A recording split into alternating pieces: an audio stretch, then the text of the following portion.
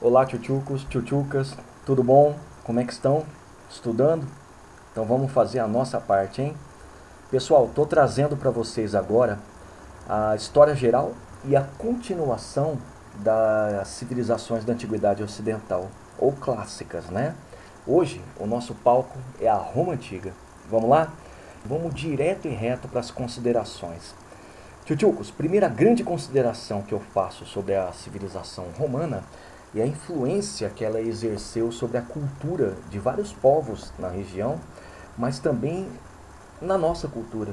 Então a gente pode falar que são legados culturais que os romanos deixaram. E eu cito dois exemplos. O primeiro grande exemplo, quando eu falo da cultura e dos legados romanos para nós e para outros povos, eu cito o direito. E o direito romano super importante, não só para a questão da justiça, mas também para se determinar e basilar o que nós chamamos de liberdade, ou o que nós chamamos de direitos propriamente dito. Legal? O outro exemplo é a arquitetura. E a arquitetura romana, pessoal, ela é muito importante também quando se trata da estética, das técnicas, e demonstra a presença romana por onde é que ela passe, né? Pode notar que quando a gente fala das dominações romanas, a gente sempre fala da existência de construções romanas nos territórios conquistados. Tá legal? Outra influência que a gente pode destacar é a influência administrativa, pessoal. Dois exemplos também. O primeiro exemplo é o Senado, órgão que hoje faz parte de diversas casas legislativas pelo mundo afora. E na época, o Senado ele tinha muito a ver com o zelo pelas leis, pelo comando político, principalmente na época republicana. Tá legal? E o outro exemplo é a noção de república, noção essa que em diversos pontos da história sempre foi exaltado, né? Mas tomem cuidado, porque a República Romana, ela nunca foi democrática. O nome até sugere, né? Porque república vem de res publicum, coisa de todo mundo, mas nunca envolveu caráter democrático. Aliás, a democracia, quando eu falo da antiguidade ocidental, ela é grega, ateniense, né? Os romanos eles chegaram próximos a isso, mas a república não sugere necessariamente a democracia. Bacana? Então, primeira consideração, influência. Dá uma olhada na segunda, pessoal. A segunda consideração que eu sempre falo sobre a civilização romana é quanto à formação. A formação romana é muito parecida com a formação grega quando a gente menciona a mistura de povos e culturas. Exemplo, na Grécia, a gente falou que nós tivemos a mistura das civilizações indo-europeias ou arianas com os pelágios, né? Aqui na Roma Antiga você tem a formação deles com a mistura de povos como, por exemplo, etruscos, italiotas, latinos e sabinos, gregos, fenícios. Então a formação deles é uma formação de mistura, de amálgama, tá certo? E o que confere aos romanos uma característica única, que é a característica de assimilar determinados pressupostos culturais de outras civilizações. Mas também não se enganem, porque os romanos eram muito impositivos. Tá joia? Dá uma olhada na terceira consideração, pessoal. A gente sempre fala que a civilização romana ela chegou a formar um império, assim como os persas, assim como, por exemplo, também os mesopotâmicos, os macedônicos. Só que o Império Romano ele lembra muito mais o Império Macedônico naquele contexto das campanhas alexandrinas, porque foi de caráter expansionista. Roma, inclusive, era uma excelente conquistadora, né? Mas ao mesmo tempo universal.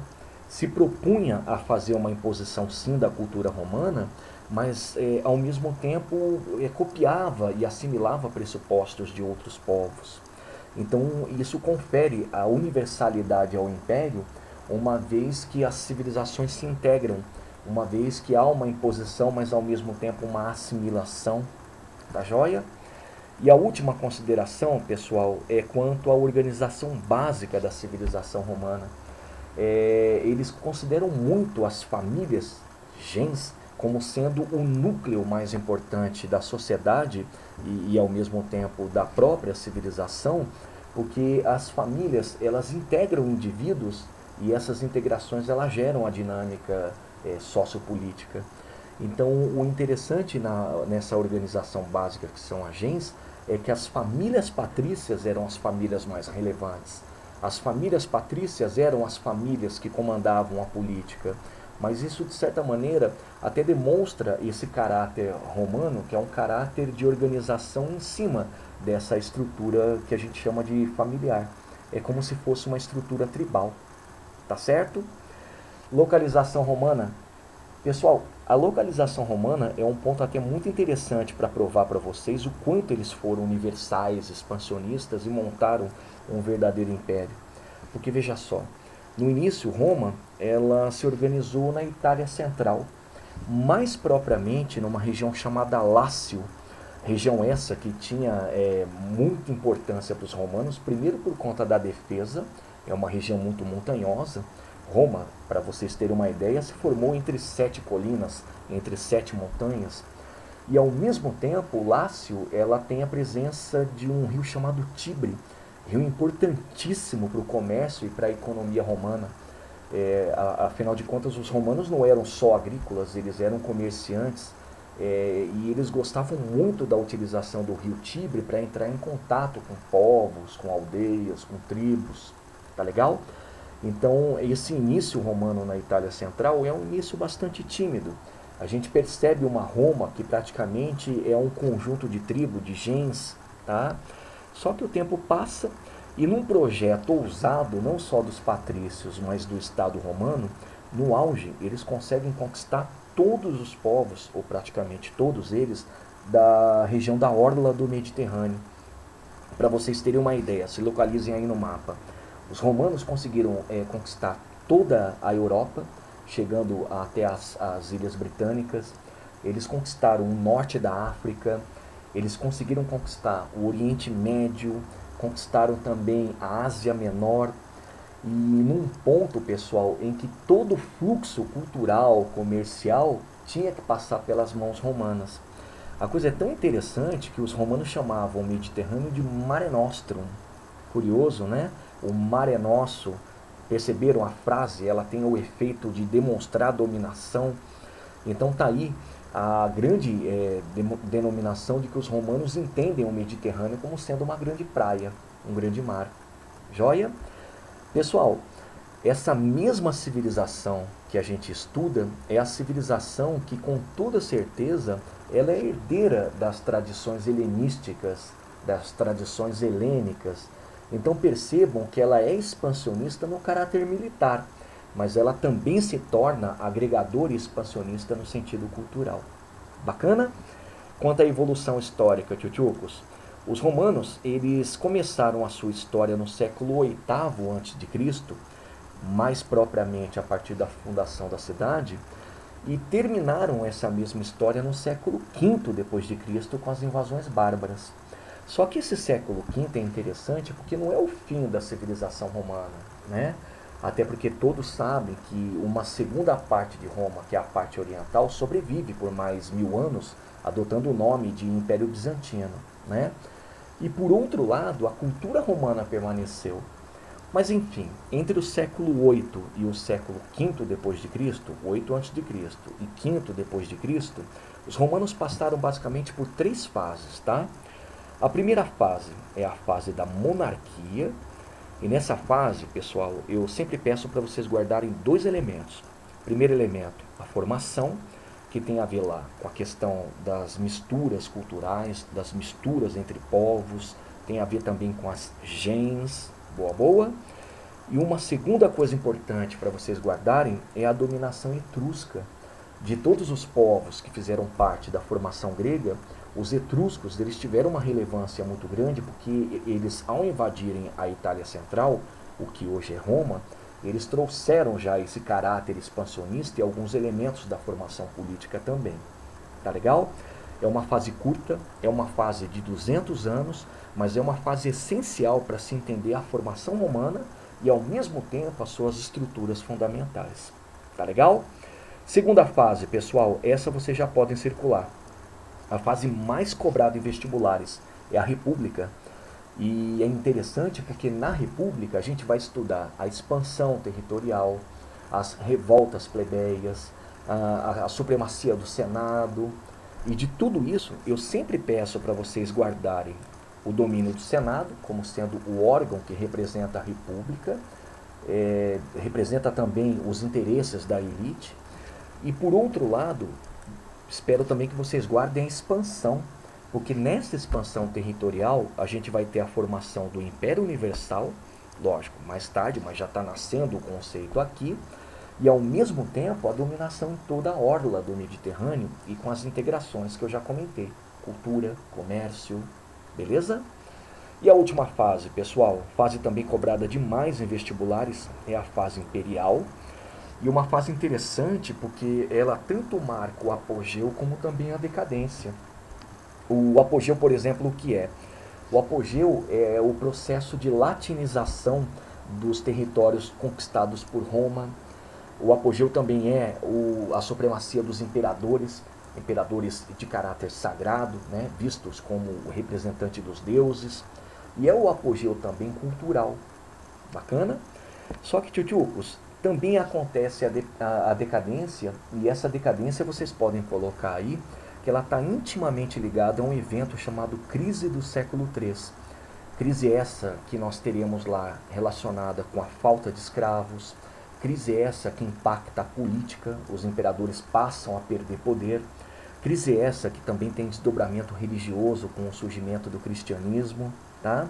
E leva até o século V, em que acontecem as invasões bárbaras, e nessas invasões bárbaras, a queda da parte ocidental do Império Romano. Tá joia? Agora muitos me perguntam, prof, existe uma diferença entre rei e imperador? Tem sim, pessoal. O rei, para os romanos, lá na época monárquica, ele era sagrado enquanto comandante político, tá? Tanto é que ele recebia o nome de Rex Sacrarum. Só que o detalhe é que ele era um homem qualquer. Havia uma valorização dele enquanto político, mas ele era uma figura humana, ele representava sim a elite, mas em nenhum momento ele foi dado e divinificado como um deus. Tá? Agora, no Império não, porque no Império o imperador é divinificado. Lembra lá dos nomes que eles atribuíam aos imperadores, como Augusto, como César. Eles eram nomes que não eram somente nomes, eles eram titulações.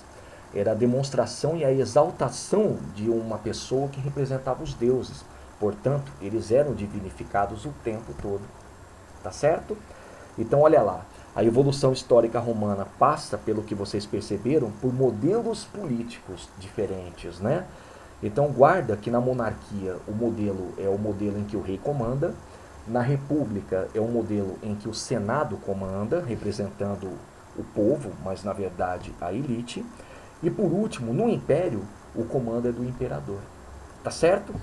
Vamos olhar então a primeira fase da história romana, pessoal? Dá uma olhadinha aqui, ó.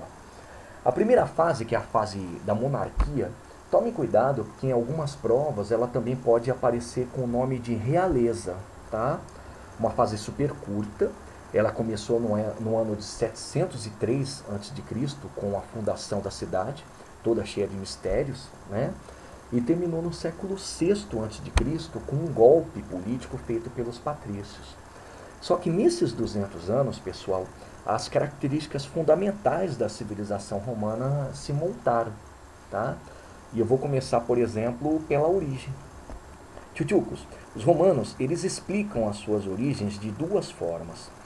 A primeira forma é a forma lendária, e isso vai demonstrar a relação muito intrínseca entre os romanos e a sua mitologia, ou entre os romanos e os seus deuses. E a lenda que se usa para explicar a formação de Roma é a lenda de Rômulo e Remo. Lembra dos irmãos gêmeos? Essa lenda é muito interessante, pessoal, porque ela demonstra que o caráter formativo de Roma está associado aos deuses. Os deuses estavam apoiando os irmãos gêmeos. Essa lenda aparece num livro chamado Eneidas, de um grande escritor romano chamado Virgílio, e demonstra, inclusive, até mesmo a ascendência romana que vem de lá dos troianos. Então olha só que bacana. A primeira característica romana que nasce aqui é essa relação dos romanos com a mitologia. Bacana? Só que existe a segunda explicação da origem romana, que é a explicação histórica.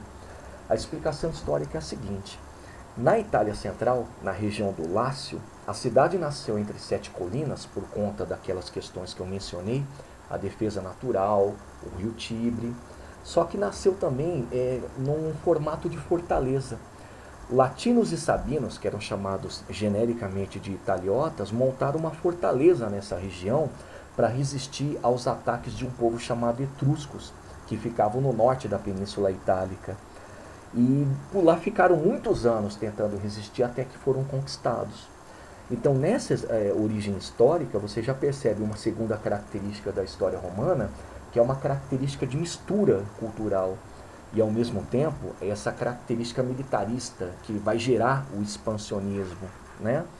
Então, essas duas origens elas já mostram um pouco a faceta romana. Beleza? Nessa época da monarquia, tchutchucos, também se forma a política. E as duas primeiras características que eu sempre separo são essas aqui, ó. É uma política de característica aristocrática, ou seja, comandada pela elite, os patrícios, e ao mesmo tempo de muita influência etrusca. Como assim? Meninos, meninas, durante o começo da história romana, ao longo de 4 reinados iniciais, o Senado era o órgão mais importante. Era o órgão responsável pela cidade no sentido de administração e outras coisas mais. Só que quando os etruscos invadiram, eles mudaram a ordem. Eles passaram a evidenciar a realeza, a figura do rei, e o Senado perde poder. Então a influência etrusca é uma influência muito ligada à exaltação da monarquia. Tá? E olha só que política interessante. É uma política tripartida. Ela tem 3 órgãos. Dá uma olhadinha. O primeiro é o rei, é o órgão da monarquia. E Roma, pessoal, teve 7 reis. Os 4 primeiros foram italiotas, latinos ou sabinos, e os 3 últimos foram etruscos. É nesse reinado dos 3 últimos reis que a gente vai ter a exaltação da monarquia. E ao rei, quais eram os papéis que lhes cabiam? O papel da administração, eles eram responsáveis por administrar a cidade no sentido tanto político quanto econômico. O papel de juiz, eles aplicavam a justiça. E o papel militar, eles eram responsáveis tanto pela arregimentação do exército, como também pela diplomacia. Beleza? Segundo órgão, esse é o órgão chamado de Senado, mas na época era também chamado de Conselho dos Anciãos. Curioso, né? Mas o curioso mesmo é vocês entenderem que tanto o Senado como o Conselho dos Anciãos são próprios. Significa o Conselho dos Mais Velhos. Para esse órgão entravam sempre os mais velhos aristocratas da cidade, os mais velhos membros das famílias elitistas da cidade. E ao Senado, quais eram as funções que lhes cabia? A fiscalização, mas cuidado, não era a fiscalização política, era a fiscalização do poder real, beleza? E, sobretudo, o que eu vou pedir para vocês circularem, o zelo pelas leis. Eles eram responsáveis não só pela criação das leis, mas pela manutenção da prática legislativa. Beleza? Então era um órgão que teve muita importância no começo da monarquia e perdeu conforme a influência etrusca por conta da invasão prevaleceu. Beleza? E o último órgão, pessoal, eu dei uma abreviada, mas está aqui. O nome é Assembleia Curiata. Ele era um órgão consultivo. Para esse órgão entravam todos os aristocratas em idade adulta e eles podiam ter 2 funções. A primeira função é a eleição real, que na verdade era meramente uma questão burocrática, porque os reis eles passavam o cargo de pai para filho, eram de caráter hereditário, e a Assembleia ela só ratificava essa hereditariedade. E a outra função é a defesa dos direitos das gens, dos interesses dos patrícios principalmente. Tá? E nisso a gente percebe que quando a gente fala dos patrícios e assimila as gens, a gente está comentando que a cidade dá muito valor a esse setor social porque ela foi formada por eles. Tá legal? Então essa é a política, nasceu nesse momento e se mantém basicamente, pessoal, como sendo uma expressão da elite. Joia? Vamos olhar a sociedade? Dá uma olhadinha na sociedade, pessoal. Duas características básicas. Primeira delas, é uma sociedade de caráter estamental. Lembrando, o caráter estamental é aquele em que você tem a divisão da sociedade em camadas, né? Só que cada camada, ela é o que é pela origem, pelo nascimento, e os seus indivíduos também. Uma coisa curiosa da sociedade estamental é que ela não permite muita mobilidade. É uma sociedade praticamente imóvel, e isso serve para conservar os interesses das camadas em si. Beleza? E olha só a segunda característica, os laços familiares. É o que eu venho falando o tempo todo, gens, né? Esses laços familiares, eles basicamente representavam essa organização básica da sociedade romana, mas ao mesmo tempo a exaltação da tradição. Boa? Quais são as camadas? São três, pessoal. Dá uma olhada aqui, ó. A primeira camada, a camada dos patrícios, camada essa que representa a elite. E quando eu falo dos patrícios, eu falo dos descendentes dos fundadores da cidade. E o que eles eram? Eram aristocratas rurais, eram grandes latifundiários, eram donos das melhores e maiores terras em Roma e, sobretudo, políticos. Eram eles que entravam para o Senado, eram eles que participavam da Assembleia Curiata, eram eles que se armavam para ir para o exército na condição de comandantes. Tá legal? Então, patrícios, o topo da sociedade, elite. Joia? Segundo setor, pessoal, é o setor chamado de clientes, ou pode colocar no canto também conhecidos como agregados. Quem que eles eram? Quem que é essa classe média? Essa classe média, pessoal, é composta por parentes pobres dos patrícios.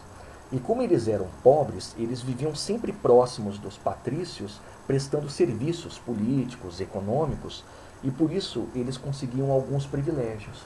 Por exemplo, o privilégio de morar na casa em que o patrício mora, que era chamada vila, o privilégio também de poder participar da política em determinados momentos, representando os patrícios.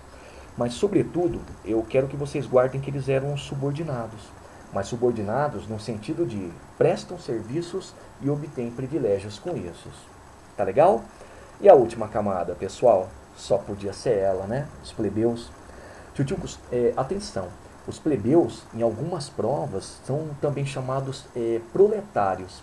Eles eram conhecidos como as mãos e pernas de Roma. Por quê? Porque a eles cabia a função de comércio, eles eram comerciantes, a função de artesanato, eles eram os artesãos que faziam as manufaturas, e também eram pequenos proprietários. E, aliás, os pequenos proprietários os que tinham as piores condições, né? Por quê? Porque toda vez que eles contraíam uma dívida, eles se tornavam escravos. Aí muitos vão me perguntar, prof, tem escravos em Roma nessa época? Tem. Eles não eram em grande quantidade, até porque quem exercia as funções de trabalho e outras eram os plebeus, mas os escravos existiam. Já eram escravos por compra, como é típico da civilização romana, e também escravos por dívida, como, por exemplo, acabei de mostrar o caso dos pequenos proprietários que não pagavam aquilo que deviam. Tá legal? Pessoal, então essa sociedade é uma sociedade piramidal, é uma sociedade extremamente estamental, ela não tem muita mobilidade, para falar a verdade, não tem quase nenhuma mobilidade, mas essencialmente é uma sociedade muito ligada a Roma no sentido de organização, porque cada qual tem um papel, né? Os patrícios são políticos, os clientes são aqueles que se subordinam e os plebeus são as mãos e pernas. Beleza? E como é que termina essa fase, pessoal? Triste fim do Policarpo Quaresma, né? Essa fase termina com um golpe patrício em cima de um rei chamado Tarquínio, conhecido também como o Soberbo. E por que aconteceu? Meninos, meninas, quando os etruscos invadiram Roma, eles perceberam que a estrutura social romana possibilitava que eles comandassem para a maioria, né? Não para a minoria. Eles entendem que ao comandar para a maioria, eles conseguiam um apoio político, respaldo para algumas ações. E ao mesmo tempo, os plebeus, né, que são a maioria, quando apoiam o rei, eles conseguem alguns direitos. Porque a gente tem que lembrar que eles não tinham direito algum, né? Inclusive eram até obrigados a entrar para o exército e se armar, eles compravam as próprias armas. Então havia uma relação de dependência, a relação dos reis junto ao povo e ao mesmo tempo a relação de compadrio, porque um tinha uma dependência em relação ao outro para a manutenção de certos interesses. No caso do rei, o interesse político e no caso dos plebeus, o interesse social. O detalhe, pessoal, é que essa relação que eu estou comentando aconteceu a partir das invasões etruscas. Os três últimos reis fizeram muito o uso dessa dinâmica, só que o Tarquínio foi o pior, porque ele começou a se aproximar demais dos plebeus e quanto mais ele se aproximava desse setor social, mais ele estava acima das leis. Ele começou a renegar a participação patrícia na política, ele começou a se colocar acima do Senado. Então, no ano de 509 a.C., os patrícios se reuniram, depuseram o rei, o Tarquínio, expulsaram-no da cidade e encerraram com a monarquia. Legal? Tchutchucos, então a minha despedida é a seguinte. Resolvam aos exercícios que eu deixei numa lista que vai ser postada no grupo e qualquer problema, me procure no Google Classroom. Tá certo? Então aquele abraço. Tchau, tchau.